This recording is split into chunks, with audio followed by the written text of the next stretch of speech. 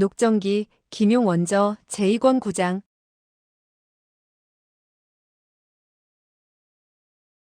9. 백대엽의 죽음. 이날 밤 위소보는 손발이 근질근질해서 자기 방 안에서 이리 뛰고 저리 뛰며 손짓 발짓을 해댔다. 그리고 이튿날 서재에 들렀다가 돌아오는 길에 보석상으로 달려가 커다란 비취 반지 하나를 샀다. 또한 보석상 장인을 시켜 비단모자 위에 커다란 백옥 한 조각을 받고 내 아래 둥글고 맑은 명주 구슬을 수놓게 했다. 이 일에만 벌써 은자 4,000냥이나 쓰게 되었다. 보석상에서는 귀한 손님이 궁의 태감인 것을 알고 조금도 이상하게 여기지 않았다. 사실 궁 안에서는 보석을 사갈 때가 많았으며 쓰는 돈이 그 10배가 넘는 경우도 흔했기 때문이다. 위소보가 회춘당 약방으로 달려갔을 때 사람들은 이미 지하실에서 기다리고 있었다.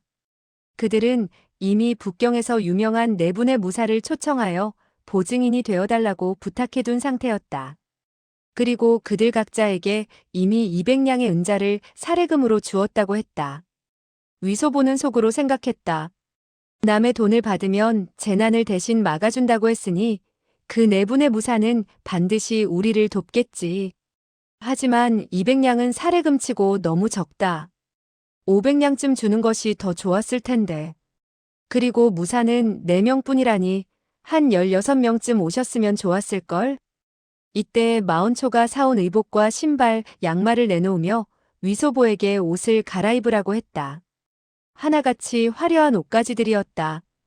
겉에 걸치는 장포는 불려우 가죽으로 안감을 댄 것이었는데 앞섭과 소매자락 밖으로 윤기가 흐르는 매끄러운 털가죽이 드러나 보였다.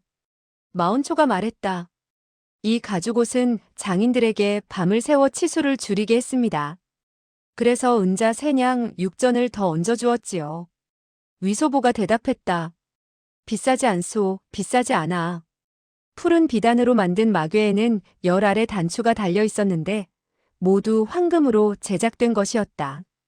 그렇게 쓰고도 그가 가져온 은자는 여전히 절반도 다 쓰지 못한 상태였다. 위소보는 궁에서 근 1년이라는 세월을 보냈다.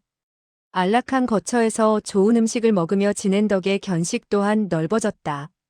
게다가 지난 반년 동안 상성감의 우두머리 노릇을 하며 100여 명의 태감을 부려보았기에 이제는 우두머리 행세를 하는 것이 몸에 배어 있었다. 온몸을 치장하고 나니 시골뜨기 벼락부자 같은 속기가 엿보이기도 했으나 한편으로는 의젓해 보여 평범한 초야의 호걸들과는 사뭇 다른 분위기를 풍겼다. 사람들은 이미 가마 한 대를 마련하여 문 밖에서 기다리게 해두었다. 위소보는 가마에 올랐다. 변장한 상태에서 성안을 돌아다니다가 궁정 태감이나 조정 관원의 눈에 띄면 안 되기 때문이었다.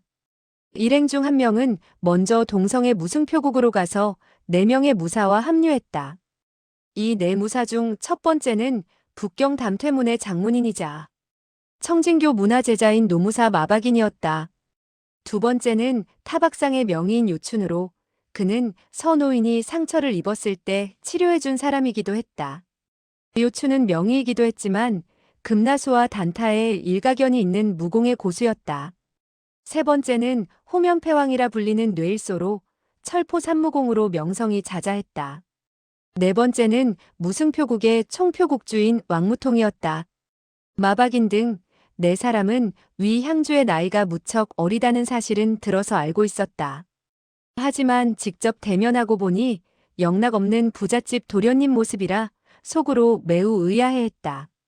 그러나 천지회 총타주 진근남의 명성을 오래전부터 우러러보던 터라 그의 제자인 위소보가 비록 나이는 어려도 필시 놀라운 재간이 있으리라 믿고 감히 얕보지 못했다. 일행은 차를 마신 뒤 곧장 양류 골목에 있는 백시 형제의 집으로 향했다. 위소보와 마박인 요춘 3사람은 가마를 탔고 뇌일소 등은 말을 탔으며 나머지 사람들은 걸어서 이동했다. 현정도인과 번강 등은 모두 이름이 알려진 인물들이라 왕무통이 말을 빌려주려 했으나 남들의 주목을 끌까봐 굳이 사양했다. 일행이 양류골목에 접어들어 붉은 칠을 한 대문 앞에 이르렀을 때였다. 마운초가 나아가 문을 두드리려는데 갑자기 문 안에서 흐느끼는 울음소리가 흘러나왔다. 사람들은 어리둥절했다. 대문 밖에는 초상이 났음을 알리는 두 개의 하얀 등롱이 걸려 있었다. 마온초가 가볍게 문고리를 잡고 두드렸다. 얼마 후 대문이 열리며 늙은 청지기가 나왔다. 마온초는 미리 준비한 5장의 명첩을 건네며 말했다. 무승표국 담퇴문 그리고 천지회의 친구들이 백대엽과 백이협을 뵙고자 찾아왔소. 늙은 청지기는 천지회라는 이름을 듣자마자 눈살을 찌푸리며 노기를 띄었다. 그는 사람들을 훑어보더니 명첩만 받아들고는 아무 말 없이 안으로 들어갔다. 나이가 지긋함에도 성질이 불같은 마박이니 대뜸 참지 못하고 말했다. 저 종놈이 꽤나 무례하구나. 위소보가 맞장구를 쳤다. 마 어르신 말씀이 맞습니다. 그는 내심 모광부 사람들을 꺼리고 있었다. 그래서 마박인이나 왕무통 같은 이들이 확실히 자기 편에 서주기를 바랐다. 그래야만 나중에 충돌이 생겼을 때 힘이 될 협조자가 많아질 것이라는 계산 때문이었다. 한참 후에야 25, 6세 정도 되어 보이는 젊은이가 걸어 나왔다. 키가 훤칠한 그는 삼배로 된 상복을 입고 있었다. 두 눈은 붉게 충혈되어 있었고 눈물 자국도 채 마르지 않은 상태였다. 그가 다가와 포권을 하며 말했다. 위 향주 마 어르신, 왕총표국주, 그리고 여러 귀객께서 오셨는데 멀리 마중 나가지 못한 점 널리 이해해 주십시오. 불초 백한풍이 인사드립니다. 일행은 포권을 하며 답례했다. 백한풍은 그들을 대청으로 안내했다. 성미 급한 마박인이 물었다. 백이협이 상복을 입고 있는데 대개 어느 분이 세상을 떠나셨소? 백한풍이 대답했다. 형님이신 한송이 불행히도 돌아가셨습니다. 마박인이 발을 구르며 안타까워했다. 애석하구려, 참으로 애석해. 백시쌍목은 모광부의 영웅이자 호장으로 무림의 명성이 자자하지 않소. 백대엽은 한창 나이인데 어쩌다 병을 얻어 돌아가신 것이오? 이때 일행은 막 대청에 들어서려던 참이었고 아직 자리에 앉기도 전이었다. 그런데 백한풍은 그 말을 듣자마자 벼랑간 몸을 돌리더니 눈에 불이라도 켠 듯 날카로운 안광을 번쩍이며 소리쳤다. 마 어르신, 불초는 그대를 무림 선배로 존경하여 예우를 다해 대접하고 있소. 그런데 뻔히 알고 있으면서 일부러 묻는 것은 나를 비웃는 처사가 아니오? 그가 갑자기 노기를 터뜨리자 위소보는 깜짝 놀라 한 걸음 물러났다. 마박인이 하얀 수염을 쓰다듬으며 말했다. 이거 참 희한하구려. 노부가 정말 몰라서 물은 것인데 어찌 알고서 묻는다 하시오? 백이협 형을 잃어 마음이 비통하겠지만 이 늙은이에게 성질을 부릴 일은 아니지 않소? 백한풍은 차갑게 코웃음을 쳤다. 앉으시지요. 마박인이 중얼거렸다. 앉으라면 못 앉을 줄 아는가. 그러더니 위소보를 향해 말했다. 위 향주 자리에 앉으시지요. 위소보가 사양했다. 아닙니다. 마 어르신께서 윗자리에 앉으십시오. 백한풍은 명첩을 통해 천지회 청목당 향주 위소보가 왔다는 사실은 알았지만 이 소년이 바로 그 위 향주라고는 짐작조차 못했다. 그래서 그는 속으로 의아해하다가 울화가 치밀었는지 대뜸 손을 뻗어 위소보의 왼팔을 움켜잡고 호통쳤다. 그대가 바로 천지회의 위 향주냐? 움켜잡는 힘이 어찌나 강한지 위소보는 뼈가 부러지는 듯한 통증에 아악 하고 크게 비명을 질렀다. 현정도인이 나서며 말했다. 찾아온 손님에게 백이협의 태도가 너무 무례하구려. 그러고는 손가락을 뻗어 백한풍의 옆구리를 찌르려 했다. 백한풍은 왼손을 들어 막으면서 위소보의 손목을 놓고 한 걸음 물러나 말했다. 실례했소. 위소보는 잔뜩 인상을 찌푸리며 소매자락으로 눈물을 닦았다. 백한풍으로서도 뜻밖의 반응이었지만 마박인과 왕무통 그리고 천지회 식구들도 놀라기는 마찬가지였다. 백한풍이 움켜잡는 수법이 날카롭긴 했어도 결코 피할 수 없는 수준은 아니었기 때문이다. 진근남의 제자라는 위 향주가 피하기는커녕 비명을 지르고 눈물까지 흘리니 무림사상 유례없는 기이한 광경이었다.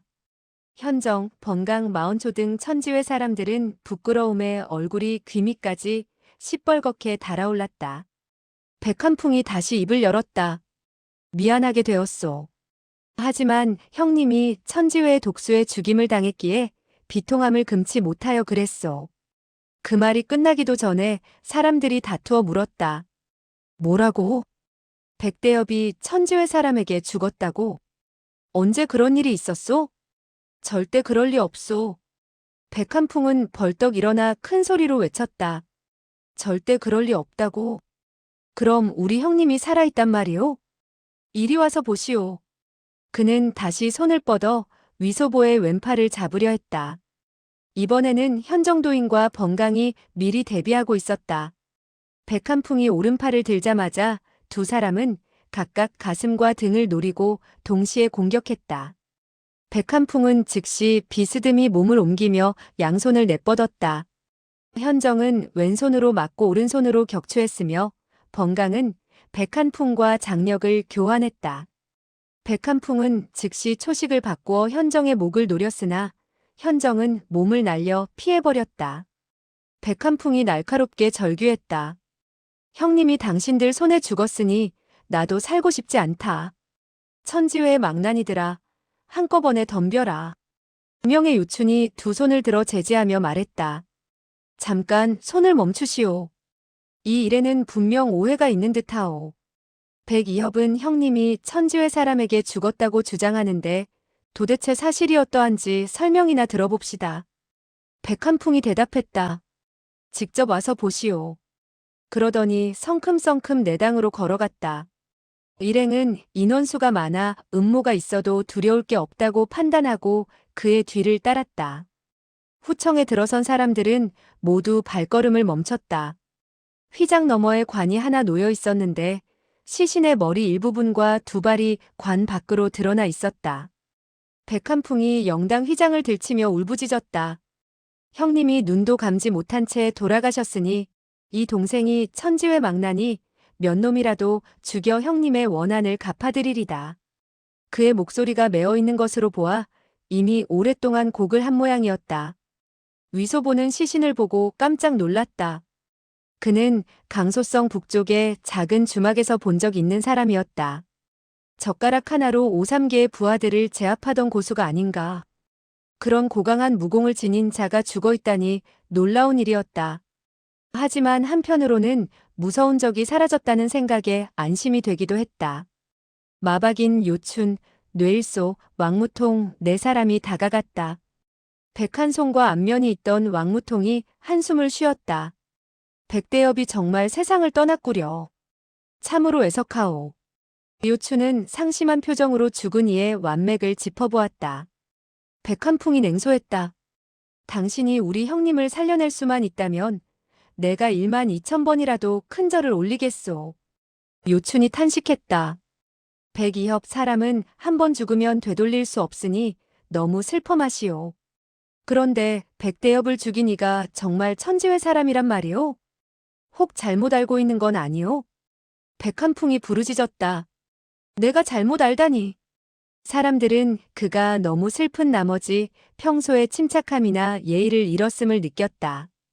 형제간의 우애가 얼마나 깊었는지 짐작이 가니 안쓰러운 마음도 들었다. 번강도 노기가 조금 가라앉으며 생각했다. 형이 죽었으니 저리 사정없이 휘두르는 것도 무리는 아니지. 백한풍은 두 손으로 허리를 잡고 영당 앞에 서서 큰 소리로 폭로했다. 우리 형님을 죽인 자는 평소 청교에서 고약을 파는 서간놈이요. 그놈 이름은 서천천이고 벼로는 팔비원우후라고 하던데 천지회 청목당의 간부가 아니오? 그런데도 잡아뗄 셈이오? 번강과 현정 등은 서로의 얼굴만 쳐다보았다. 그들이 이곳에 온 이유는 백씨 형제가 왜 우리 형제에게 상처를 입혔는지 따지기 위해서였다. 그런데 형인 백한송이 서천천의 손에 죽었다니 참으로 뜻밖이었다. 번강이 한숨을 쉬며 말했다. 백이협, 서천천 형님이 우리 천지회 형제인 것은 맞소. 하지만 그는 백한풍이 분노하며 소리쳤다. 그 서가놈이 죽지 않은 건 고사하고 설사 죽었다 한들. 그따위 개돼지 같은 놈의 목숨이 우리 형님의 목숨과 비길 수나 있단 말이오. 번강 역시 화가 나 대꾸했다.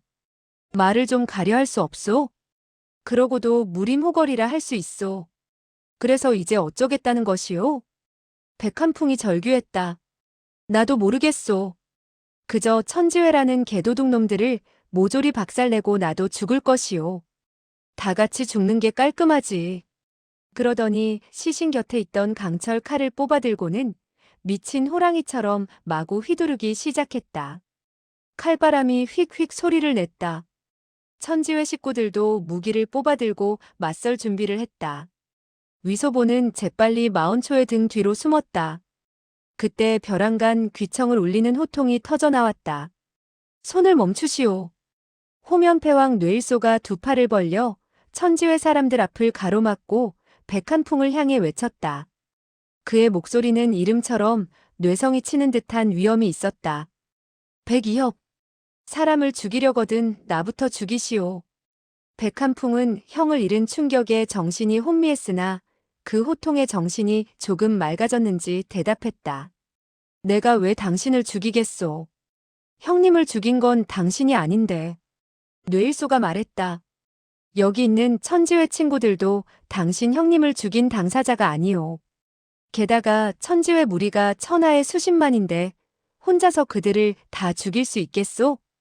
백한풍이 어리둥절하다가 다시 맞받아쳤다. 한 놈을 죽이면 한 놈만큼, 한 쌍을 죽이면 한 쌍만큼이라도 원수를 갚는 것이오. 바로 그때였다. 문 밖에서 10여 필의 말이 달려오는 듯한 급박한 말발굽 소리가 들렸다. 요춘이 말했다.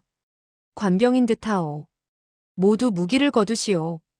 번강과 현정 등은 뇌일소가 가로막고 있는 데다 백한풍이 무모하게 덤비는 상황이라 일단 무기를 거두었다. 백한풍은 큰 소리로 외쳤다. 황제가 온다 해도 나는 두렵지 않다. 말발굽 소리가 골목 안으로 들어오더니 대문 앞에서 우뚝 멈췄다. 문 밖에서 누군가 부르는 소리가 들렸다. 백둘째 아우, 나일세. 그림자가 흔들리더니 한 사람이 담을 뛰어넘어 달려들어왔다. 40대 중반의 늠름한 기상을 지닌 사내였다. 하지만 그는 현장을 보자마자 안색이 변하며 떨리는 음성으로 말했다. 과연 백큰아우가. 백한풍은 손에 든 칼을 내팽개치고 달려나가 부르짖었다. 손액제 형님, 우리 형님이. 그는 더 말을 잇지 못하고 대성통곡했다. 이 사람이 혹시 모광부의 성수거사 소강인가? 이때 대문이 활짝 열리며 10여 명이 몰려들어왔다. 남녀가 섞여 있었는데 시체 앞에 이르자 몇몇 여인이 대성통곡을 시작했다. 한 젊은 부인은 백한송의 아내였고 다른 한 명은 백한풍의 아내였다. 번강과 현정 등은 여간 난처한 게 아니었다. 저들이 죽기 살기로 울어대는 통에 더 머물렀다가는 울음이 그친 뒤 손찌검은 아니더라도 호된 욕설을 들을 게 뻔했다. 위소보는 처음에 백한풍에게 잡혔던 손목의 통증이 가시지 않아 내심 분해하고 있었다. 원래는 인원수가 많으니 백한풍을 사로잡아 엉덩이라도 걷어차 화풀이를 하려 했으나 상대 측 인원이 계속 늘어나니 싸워봐야 득될 게 없었다. 그는 눈치를 살피던 중 현정도인이 도망치자고 눈짓을 하자 자기 마음과 꼭 맞다고 생각하고 즉시 몸을 돌렸다. 모두 가서 노잣돈과 양초라도 사오도록 합시다. 다시 와서 조문해야지요. 백한풍이 소리쳤다. 도망치려고? 그리 쉽지는 않을걸. 그러더니 번강의 등을 후려치려 달려들었다. 번강이 노해 외쳤다. 누가 도망친다는 것이오. 그는 몸을 돌려 왼손으로 막기만 할 뿐 반격하지는 않았다. 이에 현정 등 일행도 모두 제자리에 멈춰섰다. 위소보는 어느덧 문가에 도달해 발 하나를 문 밖으로 내딛고 있었다. 이때 소강이 물었다. 백둘째 아우, 이분들은 누구신가? 불초가 알아보지 못함을 용서하게. 백한풍이 대답했다. 이들은 천지회 개새끼들이요. 우리 형님이 형님이 바로 저들에게 해를 입어 죽었단 말이오. 그 말이 떨어지자 곡을 하던 사람들이 일제히 일어났다. 챙그랑 하는 소리와 함께 무기들이 어둠 속에서 차가운 광채를 바라며 손님들을 애워쌌다. 마박인, 요춘, 뇌일소, 왕무통까지 한가운데 갇히고 말았다. 왕무통이 껄껄 웃으며 말했다. 하하, 마형님, 뇌형제 요의원, 우리가 언제 천지회에 가입했소? 우리 같은 사람들은 천지회 친구들 신발을 들어줄 자격도 없소이다. 그러자 중년 사내 소강이 폭언을 하며 말했다. 그럼 이분들은 천지회 사람이 아니란 말씀입니까? 요 의원님은 성함의 춘자를 쓰시는 분이겠군요. 불초는 소강이라 합니다. 백신의 큰 아우가 변을 당했다는 소식을 듣고 완평에서 급히 달려오느라 미처 인사를 못 드렸습니다. 정말 신뢰가 많았습니다. 그는 일행에게 읍을 하며 예의를 표했다. 왕무통이 웃으며 답례했다. 별 말씀을요. 역시 성수거사께서는 명불허전이십니다. 견식과 풍모가 과연 영웅이십니다. 그러고는 일행을 소개하기 시작했는데 가장 먼저 위소보를 가리켰다. 이분은 천지회 청목당 향주이신 위 향주이십니다. 소강은 천지회가 10당으로 나뉘어 있고 각 당의 향주들이 모두 절정 고수임을 알고 있었다. 그런데 눈앞의 위 향주는 젖비린내도 안 가신 부잣집 도련님 같지 않은가. 의아했지만 내색하지 않고 폭언을 했다. 오래전부터 명성은 익히 들었소이다. 위소보가 채 타고 웃으며 건성으로 답례하고는 문가에서 되돌아오며 물었다. 오래전부터 무엇을 들었단 말이죠? 소강이 어리둥절해했다. 불초는 예전부터 천지회 10당 향주들이 하나같이 영웅호걸이라는 소문을 익히 들어 알고 있었다는 말씀이오. 위소보가 고개를 끄덕이며 웃었다. 알고 보니 그랬었군요. 소강은 그의 언행이 경박한 것을 보고 더욱 이상하게 생각했다. 왕무통이 나머지 사람들도 소개했다. 소강 역시 일행을 소개했는데 그중 2명은 자신의 사제였고 3명은 백시 형제의 사형제였다. 나머지는 소강의 제자들이었다. 백한송의 아내는 여전히 시신 위에 엎드려 통곡하고 있었고 백한풍의 아내는 울며 그녀를 달래느라 이쪽으로 눈길도 주지 않았다. 이때 요춘이 입을 열었다.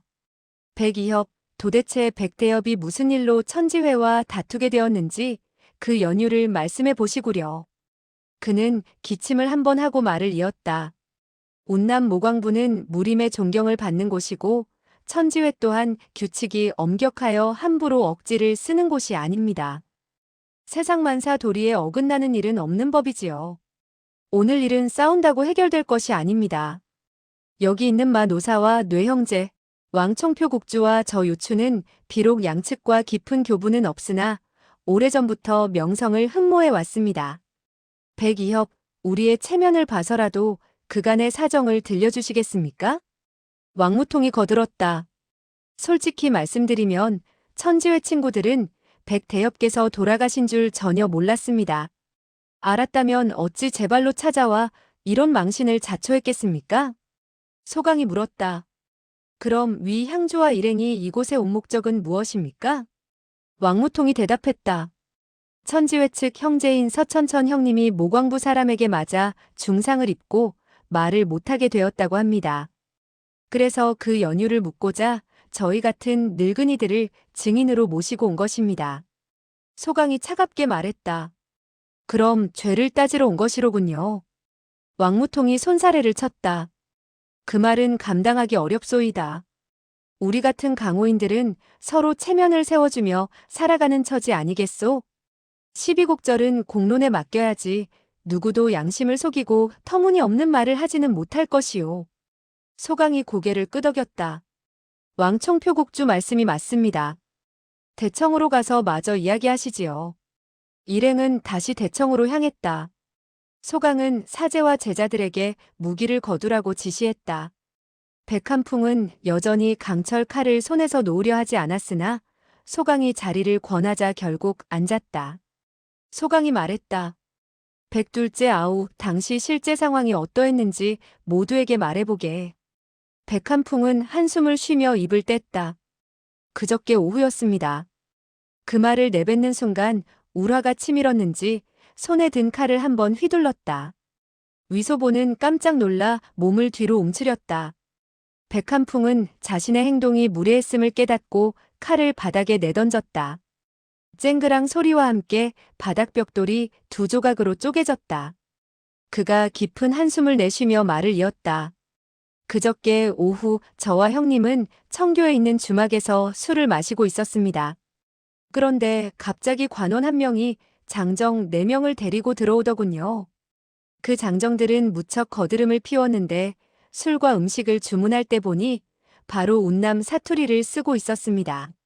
소강이야 하고 탄성을 내뱉었다. 백한풍이 말했다. 저와 형님은 고향 말투를 듣고 자연스럽게 그들에게 주의를 기울이게 되었습니다. 왕무통과 번강 등은 모광부 사람들이 대대로 운남에 살았으니 먼 북경 땅에서 고향 사람을 만나 관심을 가진 것을 당연하게 여겼다.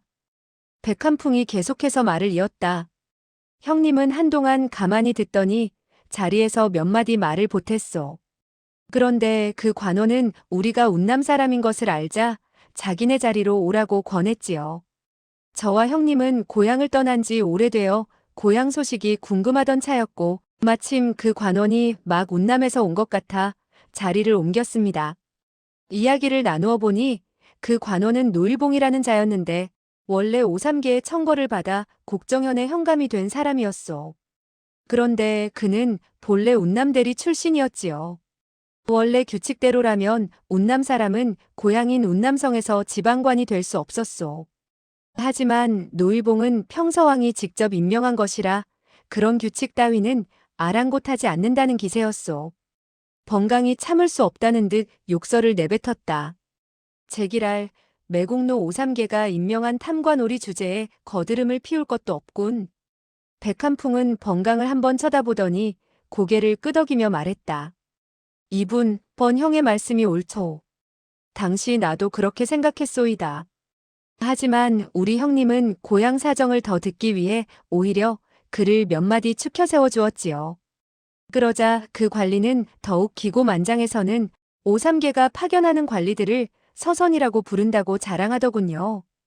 평서왕이 직접 선택했다는 뜻이었소.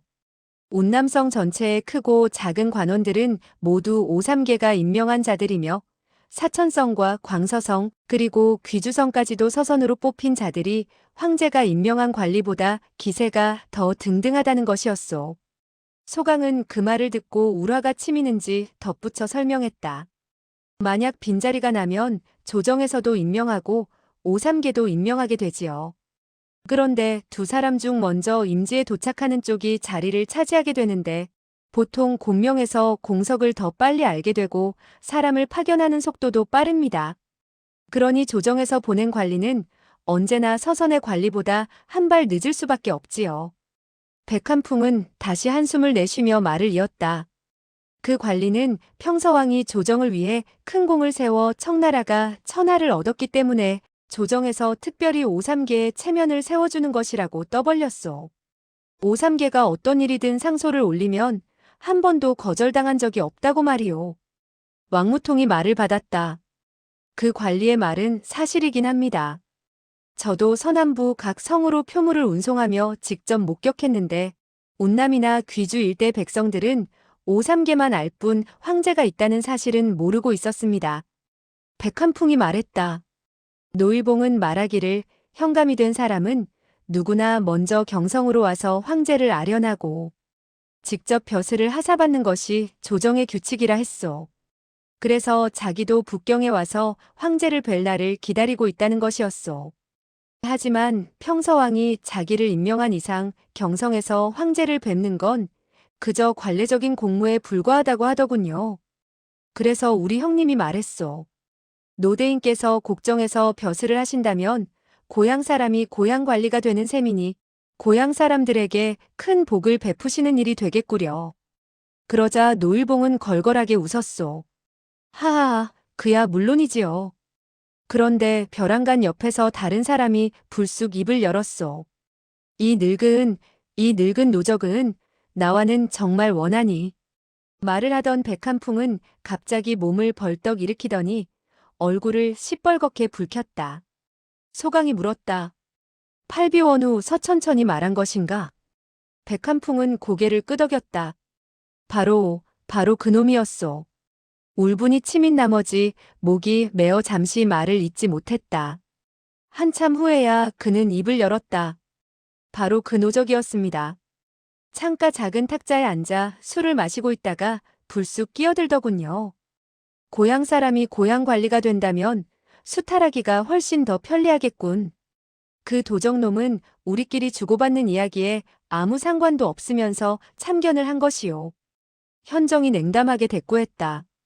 백이협, 서셋째 형님의 그 한마디가 틀린 말은 아니지 않소? 백한풍은 싸늘하게 코웃음을 치더니 잠시 후 말을 이었다. 그 한마디가 틀렸다는 게 아니오. 내가 언제 그 말이 잘못되었다고 했소? 하지만 누가 그보고 간섭하라고 했단 말이오.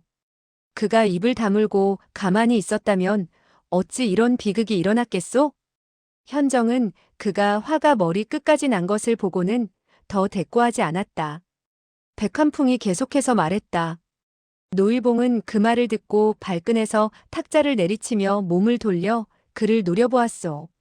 그런데 그 나그네는 허리가 구부정한 초라한 늙은이였고 탁자 위에는 약상자가 의자 옆에는 고약을 판다는 깃발이 꽂혀있는 보잘것없는 약장수였소. 노일봉이 호통을 쳤소. 이 늙어 죽지 못한 거사. 무슨 망발을 짓거리는 것이냐? 그러자 그가 데리고 온 장정 넷이 달려가 나그네의 탁자를 치며 욕을 퍼부었고 한 명은 그의 옷자락을 낚아챘소. 나 역시 눈이 멀어 그 나그네의 무공이 대단한 줄은 꿈에도 모르고 그저 의분에 차서 비웃다가 큰 화를 당할까 걱정되어 말리는 척하며 장정들을 밀어냈소. 현정이 칭찬했다. 과연 백이협은 인정이 많으시구려. 참으로 영웅다운 행위입니다. 현정은 백한송은 이미 죽었지만 서천천은 중상을 입었어도 살아날 가망이 높으니 자기들이 이득이라고 생각했다. 따라서 이 일을 원만히 해결하려면 백한풍의 화를 가라앉혀야 했기에 입에 발린 칭찬을 건넨 것이었다. 하지만 백한풍은 그 수작에 넘어가지 않고 매섭게 노려보며 말했다. 영웅은 무슨 영웅이요? 나는 눈뜬 장님이었소. 그 나그네가 그렇게 음흉하고 악랄한 줄 모르고 그저 좋은 사람인 줄만 알았으니 말이오. 한편 노일봉은 관리의 위세를 부리며 욕을 퍼부었소. 이런 놈이야말로 역적이라며 경성에는 이런 불온한 백성이 많으니 반드시 엄벌에 처해야 한다고 소리쳤지요. 번강이 한마디 했다. 그 관리는 오삼계의 세력만 믿고 운남에서 백성을 핍박한 것도 모자라 북경까지 와서 사람을 못살게 구는군. 백한풍이 말했다. 사람을 못살게 구는 것도 쉽지는 않았소. 그때 그 관리는 장정들에게 서가놈을 묶어 관가로 보내 곤장 40대를 치고 칼을 씌워 구경거리로 만들라고 호통을 쳤소. 하지만 그 노적은 싱글벙글 웃으며 말했소. 나으리 그렇게 소리를 지르면 기운이 달리지 않겠습니까? 신경통이 도질지 모르니 제가 고약 한 장 붙여드리지요. 그러더니 약상자에서 고약을 꺼내 두 손바닥 사이에 끼웠소. 곧이어 접혀있던 고약이 펴졌지요. 나는 처음에 그 노인이 흉악한 장정들을 겁내지 않는 걸 보고 의아했는데 그가 고약을 펴는 수법을 보고는 형님과 눈빛을 주고받으며 알아차렸소. 고약의 약성분은 서로 엉겨 붙어 있어 보통 불에 쬐어야만 펼 수 있는 법이요. 그런데 그는 손바닥 사이에 끼우는 찰나에 내공으로 고약을 녹여냈으니 그 공력이 정말 대단했던 것이요. 그가 고약을 돌리자 김이 무럭무럭 피어올랐소. 노일봉은 눈치가 없어 여전히 장정들에게 그를 잡으라고 다그쳤지요. 그제야 나는 더 이상 관의 주구들을 막지 않고 그들이 고생하는 꼴을 구경하기로 했소. 장정 한 명이 내가 비켜서는 걸 보자마자 노인에게 달려들었소. 노인이 웃으며 말했소. 자네도 고약이 필요한가? 그러면서 고약을 장정의 손바닥에 얹어주었소. 장정은 욕을 하며 이 늙은이가 무슨 수작이야? 하고 소리쳤소. 그때 노인이 그의 손을 슬쩍 밀었소.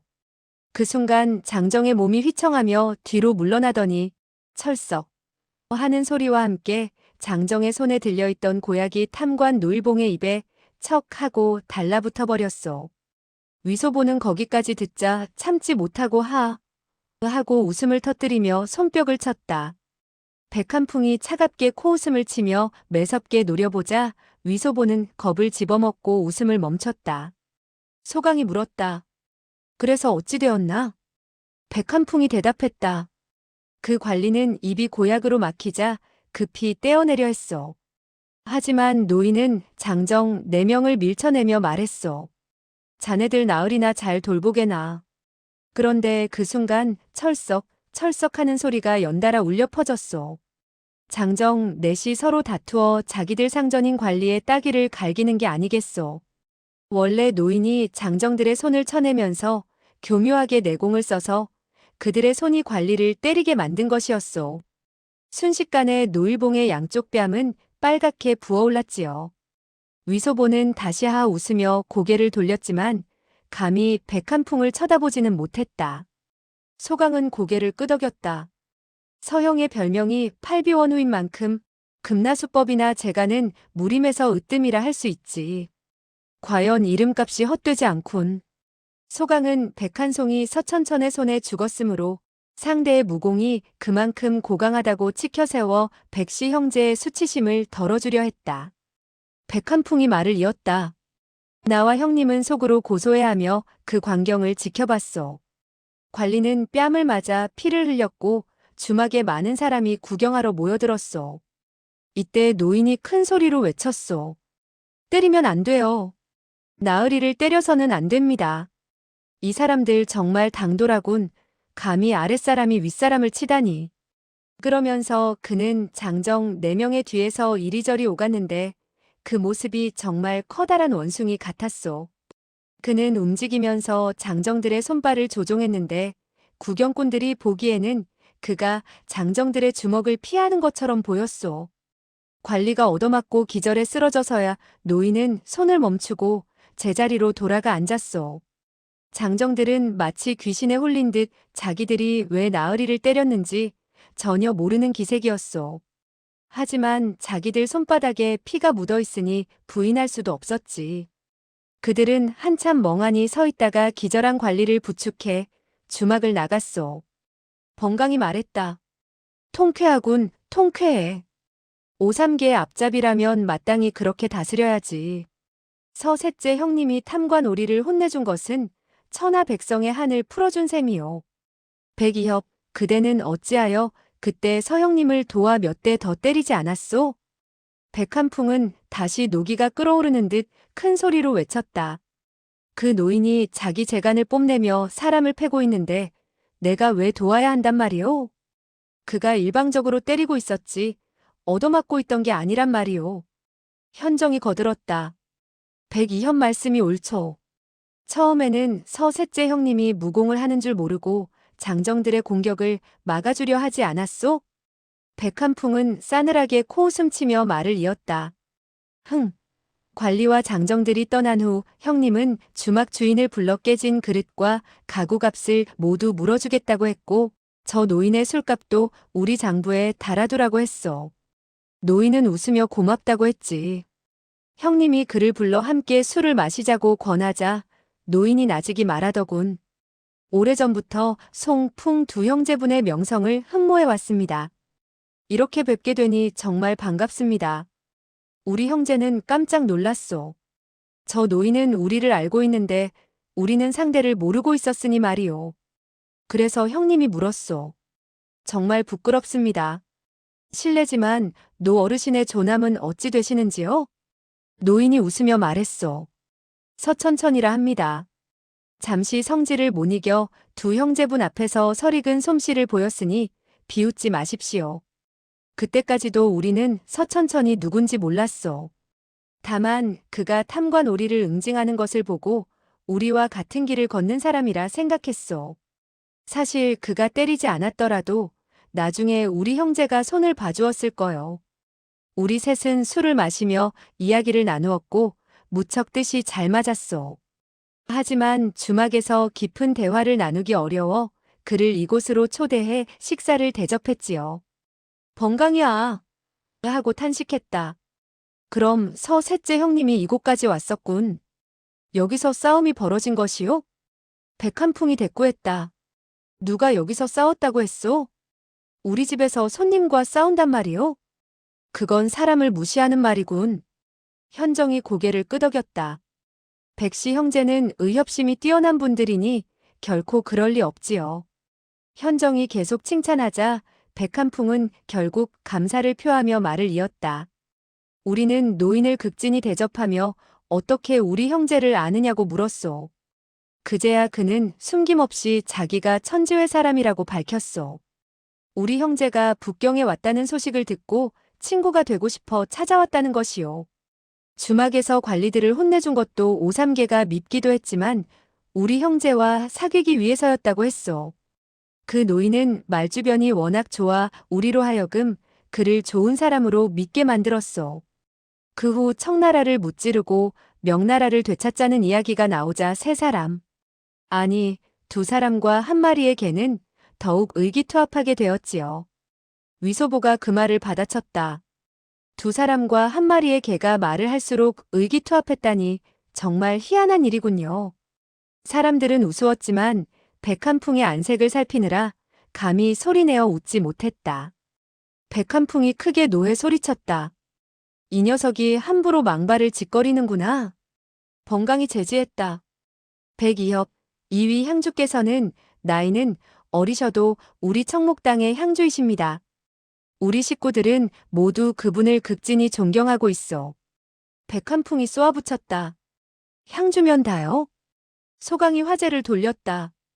우리 백형제가 형을 잃은 슬픔에 말이 좀 지나친 점은 이해해 주십시오. 위 향주께서도 너그럽게 넘어가 주시지요. 소강은 천지회의 향주라면 대단한 신분인데 백한풍이 그저 녀석이라고 부른 것은 예의에 어긋난다고 생각했다. 백한풍 역시 눈치가 없지 않아 소강이 한마디 하자 곧바로 수긍했다. 그는 다시 위소보를 쳐다보지도 않은 채 말을 이었다. 그 후 우리 세 사람은 위소보가 또 불쑥 끼어들었다. 아니, 두 사람과 한 마리의 개라고 하셨잖아요.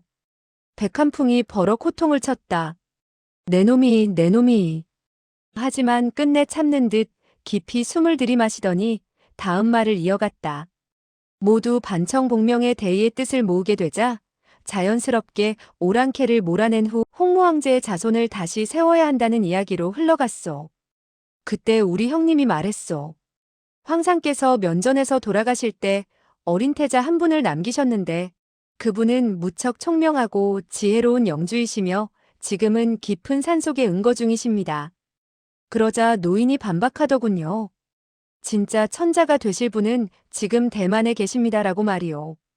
백한풍이 서천천의 말을 인용하자 소강, 요춘, 왕무통 등은 양측이 다투게 된 근본 원인이 개왕을 옹호하느냐, 당왕을 옹호하느냐는 정통성 문제였음을 알아차렸다. 명나라 숭정제가 자결한 후 청군이 입성하자 명나라 종실에서는 보광, 당왕, 개왕, 노왕 등이 각지에서 황제를 칭하며 분열했었다. 왕들이 죽은 후에도 그 신하들은 여전히 정통성을 따지며 서로를 적대시하고 있었던 것이다. 백한풍이 계속해서 말했다. 그때 내가 노인에게 물었소. 우리의 어린 황자께서 언제 대만으로 가셨단 말이오? 노인은 대답했소. 내가 말하는 분은 육무천자의 소왕자이지 개왕의 자손이 아니오. 형님이 말했소. 서 어르신이 영웅호걸인 점은 존경하나 천하대사를 보는 안목은 부족하시구려. 숭정 황제께서 붕어하신 후 보광이 제위에 올랐으나 청군에게 죽었고 당왕 역시 순국하셨소. 그 후 우리 영력천자께서 천하의 주인이 되셨으니 그분이 순국하신 후에는 당연히 그분의 자손이 대통을 이어야 마땅하지 않겠소? 라고 말이오. 육무는 당왕의 연호이고 영력은 개왕의 연호였다. 그들은 당왕과 개왕의 옛 신하들이었기에 주군에 대해 연호를 사용하여 칭했던 것이다. 번강이 여기까지 듣고 한마디 했다. 백이협 한 말씀 드리겠으니 너무 탓하지 마시오. 육무천자가 순국하신 후 형이 죽으면 동생이 뒤를 잇는 게 도리 아니오? 그래서 육무천자의 친동생인 소무천자가 광주에서 대통을 이으신 것 아니겠소? 그런데 그때 개왕은 군사를 보내 소무천자를 공격했소. 다 같은 명태조의 자손인데 청나라 오랑캐와 싸우지는 않고 자기들끼리 칼부림을 했으니 이야말로 큰 잘못 아니겠소? 백한풍이 화를 내며 말했다. 그 노인네 말투도 당신과 똑같았소. 하지만 도대체 누가 먼저 시비를 걸었단 말이오? 우리 영력 천자께서는 광주에 사신을 보내 당왕에게 황제 칭호를 버리라고 좋게 명했소. 하지만 당왕은 성질을 받들기는커녕 군사를 일으켜 천명에 항거했소. 이는 명백한 반란이며 대형무도한 짓이니 그야말로 원흉이라 할 수 있소. 번강이 비웃었다. 삼수 전투 때 불초 역시 참전했었소. 그때 어느 쪽 군사가 전멸당했는지 아시오? 백한풍은 크게 분노하며 벌떡 일어나 날카롭게 외쳤다. 당신 지금 옛날 빚을 들먹이자는 거요? 위소보는 번강의 말을 듣고 삼수 전투에서 당왕 측이 이기고 개왕 측이 졌다는 사실을 눈치채고 재빨리 물었다. 이번 형 삼수 전투가 어떻게 된 건가요? 번강이 대답했다. 개왕이 간신들의 꿰매 빠져 임계정이라는 자를 시켜 광주를 공격하게 했소. 소강이 불쑥 말을 가로챘다. 이번 형 사실과 다릅니다. 먼저 당왕 측이 군사를 보내 조경을 공격했습니다. 그래서 우리 영력 천자께서 부득이 응전하신 것입니다. 상황은 너나 할 것 없이 옛 이야기를 한마디씩 보태며 점점 팽팽하게 맞서기 시작했다. 금방이라도 큰 싸움이 터질 기세였다. 이때 요춘이 연신 손을 저으며 말했다. 수십 년 전 옛 일을 들먹여서 어쩌자는 겁니까? 누가 이겼든 영광스러운 일도 아니지 않소. 결국 다 같이 오랑캐에게 멸망당하지 않았습니까? 사람들은 그 말을 듣고 부끄러운 기색을 띠며 입을 다물었다. 소강이 말했다. 백둘째 아우 대의는 대의고 일은 일이지. 그래서 그 이후엔 어찌 되었나? 백한풍이 말했다. 그 노인의 말은 이번 씨라는 협사와 똑같았소. 그래서 우리 형제는 그와 시비를 명백히 가리려 했지요. 하지만 말을 할수록 언성이 높아졌고 누구도 양보하지 않았소. 결국 형님이 화를 참지 못하고 탁자를 내리쳐 박살을 냈소. 그러자 노인이 비웃더군. 말로 안 되니 힘으로 해결하시겠소?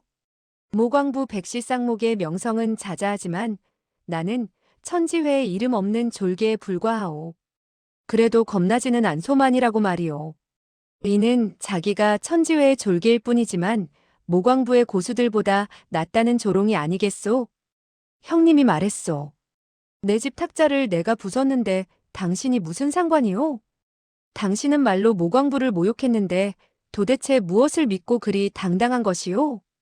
결국 싸움은 걷잡을 수 없이 커졌고 그날 밤 자시의 천단에서 무공을 겨루기로 약속했소. 소강이 한숨을 내쉬며 침울하게 말했다.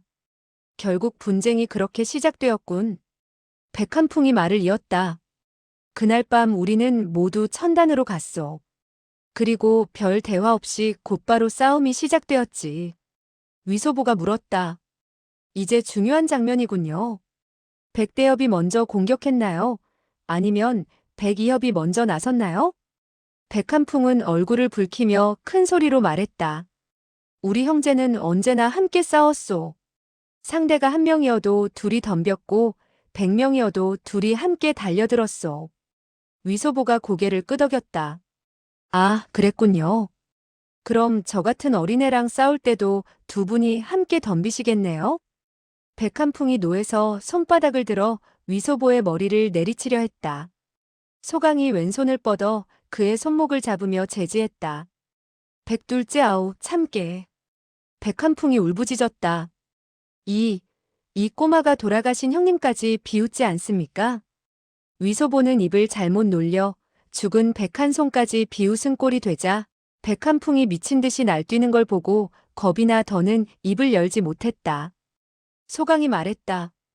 백이제 원안에는 원수가 있고 빚에는 채권자가 있는 법. 서가놈이 백큰 아우를 해쳤으니 우리는 그자를 찾아 따질 수밖에 없네. 백한풍이 매섭게 위소보를 노려보며 쏘아붙였다. 언젠가는 내 놈의 힘줄을 뽑고 가죽을 벗겨버리겠다. 위소보는 그에게 혀를 낼름 내밀어 보였다. 소강이 옆에 있는 한 백한풍이 자기를 어떻게 하지는 못하리라 생각한 것이다. 정말 죽인다 하더라도 최소한 오늘은 아닐 테니까. 번강이 이때 입을 열었다. 소 넷째 형님, 백대엽이 우리 서 형님에게 해침을 받아 죽었다고 하셨는데 그 표현은 좀 신중해야겠습니다. 백이협의 말대로 천단에서 무공을 겨룬 것이고 서 형님은 혼자서 두 분을 상대했소. 음모나 독을 쓴 것도 아니고 인원수로 이긴 것도 아니며 공명정대하게 초식을 겨룬 것인데 어찌 해쳤다는 표현을 쓰십니까? 백한풍이 노해 말했다. 물론 우리 형님이 그 노적에게 비겁하게 당했다는 뜻은 아니오. 우리 형제는 천단으로 가기 전 미리 상의했었소. 형님이 말했지. 저 노인이 머리가 멍청하여 천명이 어디에 있는지 모르지만 그래도 반청복명의 동지이니 대결할 때 천지회의 면면을 보아 적당히 멈춰야지 정말 상처를 입혀서는 안 된다고 말이오. 그래서 우리 형제는 사정을 봐주었는데 그 노적은 악독하게 살수를 써서 우리 형님을 죽였으니 어찌 원통하지 않겠소. 소강이 물었다. 그 서가놈이 어떻게 백큰 아우를 죽였는가? 백한풍이 대답했다. 대결이 시작되어 46초를 주고받았지만 승부가 나지 않았소. 그러자 노적이 뒤로 물러나며 두 손을 맞잡고 말했소. 탐복했습니다. 탐복했어요. 오늘은 승부가 나지 않았으니 그만합시다. 모광부의 무공은 과연 명불허전입니다. 라고 말이오. 번강이 말했다. 그건 좋은 일 아니었소? 싸움을 멈추고 감정도 상하지 않았으니 말이오. 백한풍이 분노하며 말했다. 당신은 그 노적이 말할 때의 표정을 못 봐서 그런 소리를 하는 거요. 그게 정말 호의로 한 말인 줄 아시오? 그는 입가에 미세한 비웃음을 띠고 있었소. 모광부 백시 쌍목이 둘이서 덤벼도 늙은이 하나를 못 이기니 천하를 떨친다는 무공도 별것 아니라는 식의 비아냥이 분명했소. 그래서 나는 화가 나 소리쳤소. 승부가 안 났으면 날 때까지 싸웁시다. 노인은 민첩했지만 지구력은 우리 형제보다 떨어졌기에 오래 싸우면 결국 우리가 이길 판이었소. 그는 싸움을 멈추고 그 기회에 도망치려 했던 거요. 내가 거절하자 다시 싸움이 시작되었고 한참 뒤 나는 용등호약이라는 초식으로 공격했소. 노인은 예상대로 몸을 옆으로 기울여 피하려 했지. 이 초식은 우리 형제가 수없이 연마한 협공이었소. 형님은 곧바로 횡소천군을 펼쳐 왼쪽 다리로 그의 하체를 걷어찼고 오른손으로는 왼쪽을 내리쳐 그가 피할 곳이 없게 만들었소. 거기까지 말한 백한풍은 횡소천군 초식을 흉내 내보였다. 현정도인이 고개를 끄덕이며 말했다. 그 초식으로 좌우를 협공했다면 상대가 정말 피하기 어려웠겠군요. 백한풍이 말을 이었다. 노적은 몸을 움츠리더니 갑자기 형님의 품속으로 파고들었어. 형님은 양손으로 그의 가슴을 살짝 누르며 말했어. 하하하, 당신이 졌소. 바로 그때 퍽 하는 소리와 함께 노적이 악랄하게 중수법을 펼쳤소. 형세가 잘못된 걸 본 나는 고산유수라는 초식으로 노적의 등을 연달아 후려쳤소. 노적은 몸을 휘청거리며 물러났지. 그때 형님은 이미 피를 쏟으며 땅에 주저앉으셨소. 나는 초조한 마음에 형님을 부축했는데 노적은 헛웃음을 몇 번 치더니 절뚝거리며 사라졌소. 마음 같아서는 쫓아가서 때려 죽이고 싶었지만 형님의 상처가 너무 위중해 그럴 여유가 없었소. 형님을 안고 집으로 돌아오는 길에 형님은 내게 원수를 갚아달라는 유언 한마디만 남기고 숨을 거두셨소. 소 넷째 형님, 우리가 이 원한을 갚지 못한다면 어찌 사람이라 하겠습니까? 말을 마친 백한풍은 비 오듯 눈물을 흘렸다.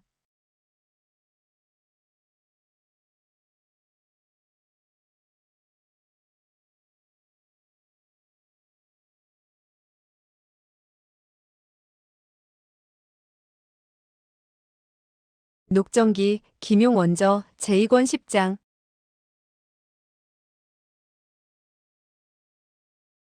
10. 사라진 서천천. 한참 후 현정도인이 고개를 돌려 한 사람에게 말했다. 풍 둘째 아욱 백이업이 방금 말한 초식을 우리끼리 한번 재현해보세. 이 풍씨 성을 가진 사람의 이름은 풍재중이었다. 겉모습은 그리 대단치 않았고 시골뜨기 같은 인상을 주는 사람이었다. 어제 회춘당 약방 지하실에서 위소보가 소개를 받은 이후로도 그가 입을 여는 것을 본 적이 없었기에 위소보는 그를 별로 눈여겨보지 않았었다. 이때 풍재중은 현정도인의 말에 고개를 끄덕이며 몸을 일으키더니 손을 뻗어 날렵하게 현정을 향해 일장을 날렸다. 현정은 왼손으로 그 공격을 밀어내며 몸을 움츠리더니 두 손에 5손가락을 갈퀴처럼 세웠다. 그야말로 잔나비 같은 형상이었는데 아마도 서천천의 자세를 흉내낸 듯 했다. 풍재중은 왼발로 바닥을 차며 몸을 띄우더니 허공에서 덮쳐 내려왔다. 요춘이 외쳤다. 훌륭한 용등호약이요.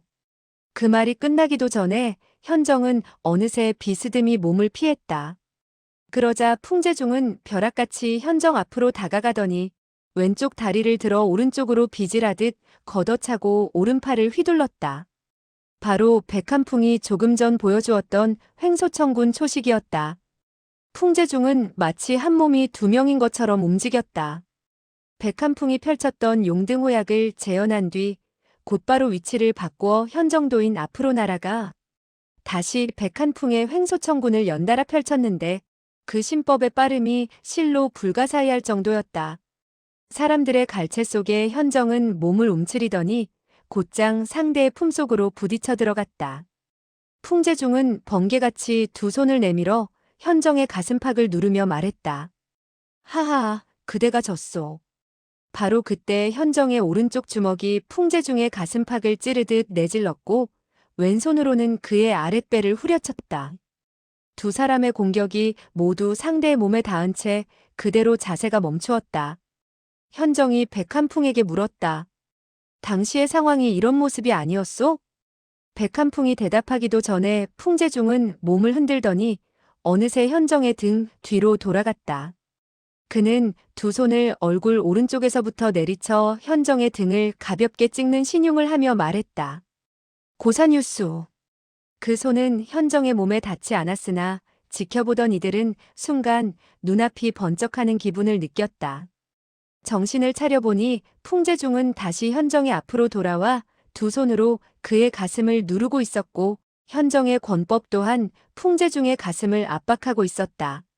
처음의 대치 자세로 되돌아간 것이다. 이처럼 전우를 왔다 갔다 하는 움직임이 유령처럼 빨랐다.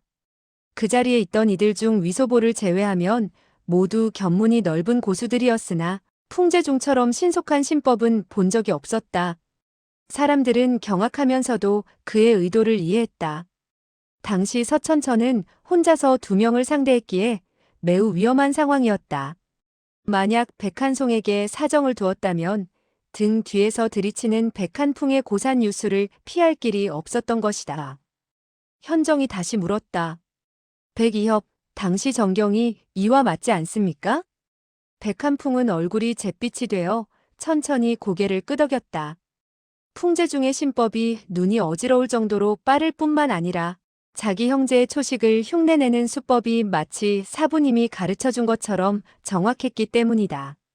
용등호약, 고산유수, 횡소천구는 목과 권의 유명한 초식이라 천하에 아는 이가 많았으므로 풍재중이 이를 안다는 사실 자체는 기이할 것이 없었다. 다만 백한풍 형제가 평생 연마한 무공임에도 풍재중의 솜씨를 도저히 따라갈 수 없다는 점이 충격이었다. 풍재중은 손을 거두고 몸을 바로 세우며 말했다. 도장, 도포를 한번 벗어보십시오. 정말 실례했습니다. 현정은 어리둥절했으나 그의 말대로 도포를 벗어 살짝 흔들었다. 그러자 갑자기 두 조각의 천이 도포에서 펄럭이며 떨어졌는데 그 모양이 사람의 손바닥 같았다. 도포의 가슴 부위에는 놀랍게도 손바닥 모양의 구멍이 뻥 뚫려 있었다. 풍재중이 조금 전 장력으로 도포 자락을 문드러뜨린 것이었다. 현정은 안색이 변해 자기도 모르게 가슴을 더듬었다. 도포를 이 지경으로 만들 장력이라면 내상을 입지 않았을 리 없다고 생각했기 때문이다. 하지만 몸은 아무런 이상이 없었다. 풍재중이 입을 열었다. 백대엽이 손에 실린 음유한 장력은 저보다 훨씬 뛰어났을 것입니다. 서형님은 가슴에 극심한 내상을 입은 상태에서 다시 등 뒤로 고산 유수의 쌍장을 맞았으니 아마 목숨을 건지기 어려웠을 것입니다. 풍재중이 음유한 장력으로 도포만 사겨낸 공력은 조금 전 보여준 신법보다 더 놀라운 것이었기에 사람들은 갈채조차 잊고 아연실색했다. 위소보는 속으로 생각했다. 해 늙은 폐병쟁이가 내 옷가슴팍에 손자국을 냈던 것도 이런 수법이었겠구나. 소강과 백한풍은 서로를 쳐다보았다. 둘 다 의기소침한 표정이었다. 풍재중의 무공을 보니 자기들 중 누구도 상대가 되지 않을 것 같았기 때문이다. 또한 풍재중의 시연을 통해 서천천이 살수를 쓴 것은 백씨 형제의 협공 속에서 자신을 지키기 위한 어쩔 수 없는 선택이었음이 확연히 드러났기에 더 이상 서천천을 나무랄 수도 없게 되었다. 소강이 일어나 말했다. 풍나으리의 무공이 참으로 고강하십니다. 오늘 큰 깨달음을 얻었습니다. 만약 우리 형님에게 풍나으리 같은 무공이 있었다면 결코 서 형님에게 당하지 않았을 것입니다. 위소보가 거들었다. 백대엽의 무공도 지극히 고강하다는 걸 강호가 다 아는데 소소엽께서 너무 겸손하십니다. 백한풍이 자기 형님의 무공이 형편없다고 인정할 수는 없는 노릇이었기 때문이다. 위소보는 다시 말했다. 백이협의 무공이 뛰어나다는 사실도 모두가 아는 일이지요. 번강은 위소보가 더 무례한 말을 해서 소란이 생길까봐 소강과 백한풍에게 포권을 해보였다. 오늘 패가 많았습니다. 나중에 다시 뵙지요. 현정이 말했다. 잠깐 모두 백대엽이 영전으로 가서 절이라도 올립시다. 이 일은 사실 모두의 마음이 괴로운 일입니다. 이 일로 모광부와 천지회가 원수가 될 수는 없는 노릇이지요. 현정은 성큼성큼 후당으로 걸어갔다. 백한풍이 두 손을 가로막으며 날카롭게 외쳤다. 우리 형님은 억울해서 눈도 감지 못했을 텐데 당신네의 위선적인 조문은 필요 없소. 현정이 대답했다. 백이협, 이는 대결 중의 실수로 백대엽이 상처를 입은 것이니 설령 우리 서형님이 잘못했다 하더라도 천지회 전체를 미워해서는 안 될 일이요. 우리가 절을 올리는 것은 무림의 의리를 지키기 위함이요. 소강도 거들었다. 도장님의 말씀이 옳네. 둘째 아우 예의는 지켜야지. 그리하여 위소보, 번강, 풍재중, 현정, 요춘, 마운초 등 일행은 백한송의 영전 앞에 절을 올렸다. 위소보는 절을 하며 입속으로 무언가 중얼거렸는데 이를 본 백한풍이 날카롭게 물었다. 방금 뭐라고 했소? 위소보가 대답했다. 하늘에 계신 백대엽께 몇 마디 빈 것뿐인데 당신과 무슨 상관입니까? 중얼거리며 도대체 무엇을 빌었단 말이오? 위소보가 말했다. 백대엽이 먼저 가셨지만 별것 아니라고 했습니다. 저 위소보도 백대엽이 아우님에게 맞아 온몸에 상처를 입어 오래 살지 못할 형편이니 며칠 뒤면 저 세상에서 백대엽을 만나게 될 거라고 말씀드렸지요. 백한풍이 다그쳤다. 내가 언제 그대를 때렸단 말이오? 위소보는 소매를 걷어붙이고 오른팔을 보여주었다. 손목에 시커멓게 멍이 든 손자국이 완연했다. 아까 백한풍에게 붙잡혔을 때 생긴 자국이었다. 위소보가 팔을 내밀며 따졌다. 이게 당신이 한 짓 아닙니까? 소강이 백한풍을 쳐다보자 백한풍은 부인하지 못했다. 소강은 꾸짖는 듯한 표정을 지으며 위소보에게 말했다. 위향주, 이 일은 한마디로 설명하기 어렵구려. 나중에 다시 논합시다. 위소보는 내가 상처가 심해 곧 죽을지도 모르는데 나중이 어디 있겠습니까? 라며 억지를 부렸다. 소강은 위소보의 말솜씨가 뛰어나고 멍이 들긴 했어도 치명상은 아니라는 걸 알았기에 속으로 생각했다. 천지회는 어찌하여 이런 어린 건달을 향주로 삼았을까? 소강이 말했다. 위 향주는 100살까지 장수하실 분이니 남들이 다 죽어도 수십 년은 더 사실 거요. 지금 오장육부가 뒤틀리는 것 같아 내일도 장담 못합니다. 풍 둘째 형님, 현정도사님, 혹시 제가 죽더라도 백이협에게 복수하지 마십시오. 강호의 의리가 중요하지 저 하나 때문에 모광부와 천지회의 사이가 나빠져서야 되겠습니까? 위소보의 너스레에 소강은 눈살을 찌푸리며 일행을 문 밖까지 배웅했다. 현정은 왕무통 등 네 사람에게 감사를 표하며 작별 인사를 나누었다. 천지회 일행은 회춘당 약방으로 돌아왔다. 그런데 약방에 들어서자마자 분위기가 심상치 않았다. 계산대는 넘어졌고 수백 개의 약 서랍과 약재들이 사방에 흩어져 있었다. 사람을 불렀으나 대답이 없었다. 내실로 달려가 보니 뚱보 주인과 2명의 점원이 이미 살해되어 쓰러져 있었다. 외진 곳이라 구경꾼조차 없었다. 현정이 마은초에게 분부했다. 문을 닫아 아무도 못 들어오게 하게. 우리는 빨리 서영님을 찾아야 하네. 그는 바닥에 나무판을 치우고 지하실로 내려가 소리쳤다. 서영님! 서영님! 지하실은 텅 비어 있었다. 서천천의 행방이 묘연했다. 번강이 분노하며 소리쳤다. 제기랄. 모광부로 달려가 그놈들과 끝장을 냅시다. 현정이 제지했다. 서둘러 왕총표국주 일행을 불러와 증인이 되게 하세. 만약 그들이 서영님을 죽이려 했다면 여기서 끝냈을 것이네. 사로잡아 간 걸 보니 당장 해치지는 않을 걸세. 왕무통과 요춘 일행이 다시 달려왔다. 그들은 주인의 시신을 보고 분노하며 즉시 양류 골목으로 달려가 사람을 내놓으라고 따지기로 했다. 일행이 다시 양류 골목의 백시집 앞에 섰다. 백한풍이 문을 열고 차갑게 물었다. 또 무슨 일로 오셨소? 번강이 소리쳤다. 백이협 알고도 묻는 거요? 이런 짓은 모광부의 체면을 깎는 일이요. 체면이라니? 무슨 짓을 했다는 거요? 우리 서영님은 어디 있소? 당장 내놓으시오. 우리가 없는 틈을 타 회춘당 사람들을 죽이다니 정말 비겁하구려. 백한풍은 회춘당이 뭐고 죽은 사람이 누구란 말이오? 라며 황당해했다. 소강도 소란을 듣고 나와 무슨 일이냐고 물었다. 뇌일소가 나섰다. 소소엽, 이건 당신들의 잘못이오. 원수를 갚더라도 무고한 사람을 죽여서야 되겠소? 북경성에서 이런 일을 벌이다니 파장이 적지 않을 것이오. 소강이 백한풍에게 어찌 된 일이냐고 묻자 백한풍은 정말 모르는 일이라고 답했다. 왕무통이 타일렀다.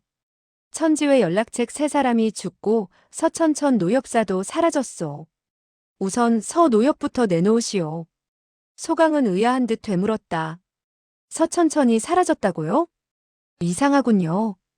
우리가 했다고 의심하시는 모양인데 여러분은 줄곧 우리와 함께 있지 않았습니까? 우리에게 분신술이라도 있다는 말씀입니까? 번강은 다른 사람을 시켰을 거라고 몰아붙였다. 소강은 답답한 듯 믿지 못하겠다면 직접 들어와 조사해 보시오라고 제안했다. 백한풍도 외쳤다. 소 넷째 형님이 언제 거짓말하는 것 봤소? 솔직히 말해 그 노정놈을 잡았다면 당장 칼로 2토막을 냈지 귀하게 잡아와 밥까지 먹여주겠소? 소강은 잠시 생각하더니 말했다. 무슨 곡절이 있는 것 같구려. 실례가 안 된다면 저도 그 연락처라는 곳을 가보고 싶습니다. 그들의 표정이 거짓 같지 않자 현정 일행은 당황했다. 번강이 다시 물었다. 소소엽, 서형님이 그쪽 손에 있소, 없소? 없소. 내 이름을 걸고 보증하겠소. 백둘째 아우도 이번 일과는 무관하오. 소강은 무림에서 정직한 호걸로 명성이 자자했기에 사람들은 그의 말을 믿기로 했다. 현정이 말했다. 그럼 2분도 저희 쪽 장소로 가보시지요. 위 향주 어떻게 생각하십니까? 위소보는 속으로 본인이 먼저 가자고 해놓고 왜 나한테 묻는 거야? 생각하면서도 대답했다. 도장님 말씀대로 하시죠. 어쨌든 우리 쪽 사람이 셋이나 죽었으니 이분들이 절이라도 하고 사과해야 도리 아니겠습니까? 소강과 백한풍은 위소보가 자기들을 범인으로 못 박으려 하자 눈을 부릅떴다. 일행은 회춘당으로 돌아갔다. 소강과 백한풍은 시신을 살폈다. 둔기에 맞아 죽은 것이 분명했고 가슴뼈가 모두 부스러져 있었지만 수법이 평범해 어떤 무공인지 알 수 없었다. 백한풍은 누명을 벗기 위해 명백히 밝혀야 한다고 했고 소강은 누명보다 서 형님을 찾는 게 급선무라고 했다. 그러나 약방 구석구석을 뒤져도 단서가 나오지 않았다. 날이 어두워지자 소강 일행은 각자 북경성을 수색해보기로 하고 작별을 고했다. 번강이 다짐하듯 말했다. 오늘 밤 시신을 화장하기 위해 이 집에 불을 지를 것이니 똑똑히 봐두시오. 소강은 주변에 민가가 없으니 불을 지르는 게 뒤탈이 없겠소라며 고개를 끄덕였다. 모광부 사람들이 떠난 후 청목당 사람들은 서천천히 모광부 소행이 틀림없다고 입을 모았다. 다만 소강과 백한풍은 모르는 채 다른 식구들이 저지른 일일 가능성이 크다고 보았다. 위소보는 불을 지른다는 말에 흥분했다. 현정이 말했다. 위 향주, 이미 날이 저물었으니 황궁으로 돌아가십시오. 불 지르는 일은 저희가 알아서 할 수 있습니다. 위소보는 나를 향주라고 추켜 세울 것 없소. 나는 그저 남아서 구경이나 하려 하오라고 답했다. 사람들은 처음엔 위소보를 어리다고 무시했으나 그의 겸손하고 솔직한 말에 친근감을 느끼며 기뻐했다. 현정이 웃으며 만류했다. 불은 한밤중에야 지를 수 있고 이웃집에 번지지 않게 단속도 해야 합니다. 향주께서 밤새 궁을 비우시면 곤란하지 않겠습니까? 위소보가 생각하니 일리가 있었다. 황제의 총애를 받는 몸이라 태감이 외박했다는 사실이 들통나면 큰일이었기 때문이다. 그는 한숨을 내쉬었다. 아깝군. 내가 직접 불을 질러야 재미있는데. 마흔초가 나직이 약속했다. 나중에 대낮에 불을 지를 일이 생기면 반드시 향주님을 모시고 가겠습니다. 위소보는 신이 나서 그의 손을 잡았다. 형, 사내 자식의 약속이니 잊지 마시오. 어찌 명령을 거역하겠습니까? 그럼 내일 당장 양류 골목에 백시집을 불지르는 건 어떻소? 마흔초는 깜짝 놀라 그건 치밀한 계획이 필요합니다. 총타주님이 아시면 크게 꼬지람을 하실 겁니다라며 얼버무렸다. 위소보는 재미가 없어지자 소태감 옷으로 갈아입었다. 일행은 모광부 첩자가 없는지 확인한 뒤 위소보를 가마에 태워 궁으로 보냈다. 가마가 출발하려는데 천지회 형제 한 명이 다가와 속삭였다. 위 향주, 내일 아침 일찍 상성감으로 가보십시오. 가서 뭘 보라는 거요? 별일은 아니니 그저 가보십시오.